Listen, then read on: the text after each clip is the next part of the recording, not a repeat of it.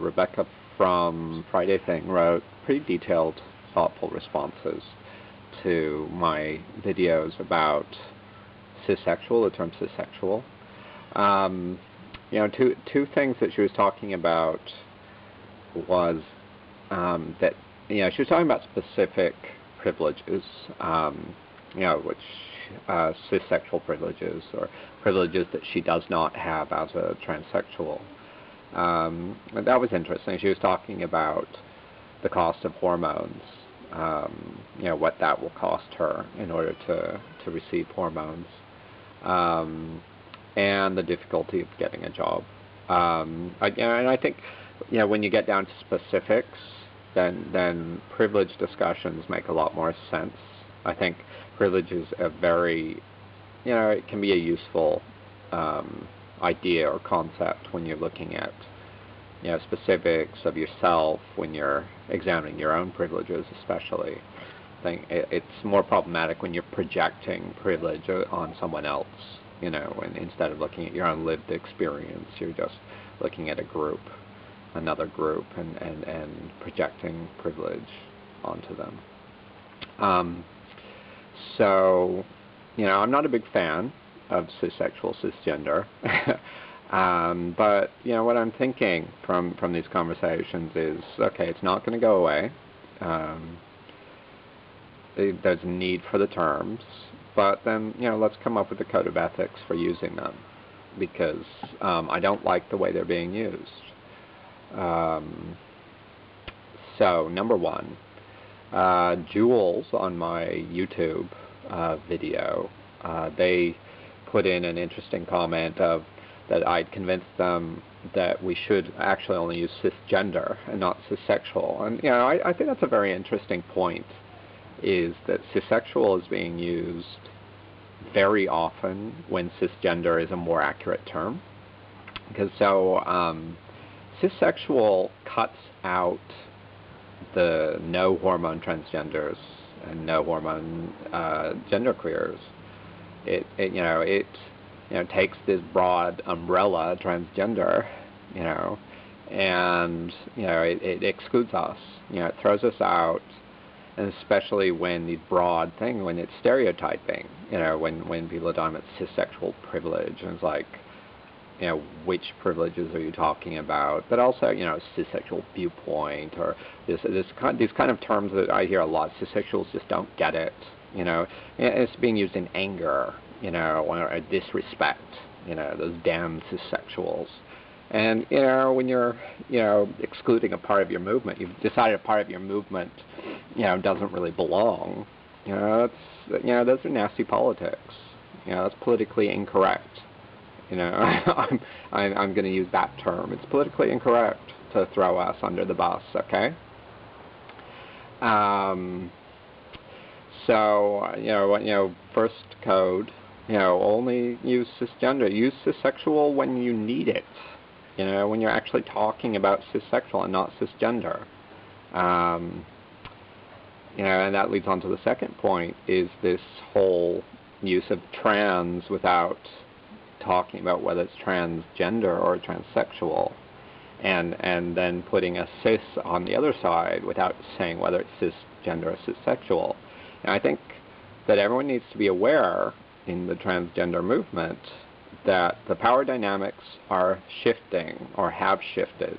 Maybe in the 90s, the transgender academics were, in power, and the transsexuals felt marginalized, to some extent. Maybe they were under attack. But in 2009, in San Francisco and in the queer art scene, transsexuals outnumber no-ho people like me to a huge extent. We're not the big bad guys. We're marginalized. We're on the edge, and so to start using trans in a way which is a synonym for transsexual and not for transgender, or to use transgender as a synonym for transsexual, that's politically incorrect. That's throwing us under the bus again. And then this term cis, completely meaningless. No, nobody can defend the word cis. What the hell does the word cis mean? The only thing it can mean is cissexual, in a sense, because people. That's how people are using it. And that's kind of a permanent othering of us, right? Is then we're no longer trans even. You're saying we're not trans. We're not transgender even. This is the way marginalized groups are excluded from movements. This is what happened to the transgenders in the gay liberation movement. The transgenders were othered, were cast out. And in a very similar way, MTFs are excluded. With this term male privilege. MTFs are included in this big category male. And all these privileges of maleness are projected onto MTFs. So don't do the same thing to no-ho transgenders, please. So that leads on to my point 3: be very specific about privilege. No more of these global, cissexual privilege. If you're going to use that in a debate, you need to define what you're talking about. Because it's being used, in a little bit, the animal farm sense of 2 legs good, 4 legs bad. Trans good, cis bad, cis privilege bad, with no need to define what the hell you're talking about. It's just an us-them. It's in-group, out-group. So, you need to be specific. And if we're going to be specific about privileges, then there's transsexual privileges, or hormone privileges, the privilege of being able to pass as cisgendered. It's like if I express my femininity, if I express my female behavioral sex, then everybody knows that I'm transgendered. I can't pass if I express myself. Whereas a lot of transsexuals can express their behavioral sex and not be clocked. I'm always clocked.